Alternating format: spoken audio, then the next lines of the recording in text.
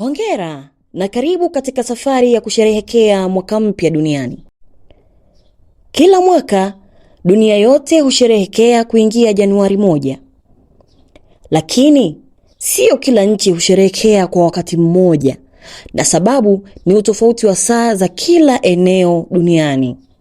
Sehemu ya kwanza kabisa ambapo watu husherehekea mwaka mpya ni nchini Kiribati, katika kisiwa cha Kirimati. Kisiwa hiki kinaanza kuiona Januari 1 kabla ya sehemu yoyote duniani. Hapa watu wa jiografia wanaelewa zaidi kwa nini tulifundishwa Coordinated Universal Time, ama UTC kwa kifupi. Yaani saa ya kimataifa ambayo dunia yote inatumia kama msingi wa kuhesabu saa na siku. Watu wa Kiribati ndio watu wa kwanza kuiona 2026. Baada ya hapo, sherehe zinasambaa kwenye visiwa vya Pacific kama Tonga na kisiwa cha Samoa ambavyo vipo karibu na Kiribati.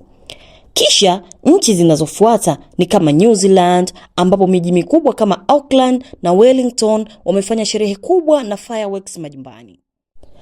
Kadri saa zinavyosonga, Australia, Asia, Ulaya, Afrika na Amerika zinafuata kuingia Januari 1, na nchi ya mwisho kabisa kusherehekea mwaka mpya ni Samoa ya Amerika na visiwa vingine vya Pacific vinavyokaribia UTC -11. New Era Digital tunawatakia wote heri ya mwaka mpya 2026. Tufurahie, tushirikiane, tuwe na matumaini mapya, ndoto mpya na furaha. Heri ya mwaka mpya kwa watu wote duniani.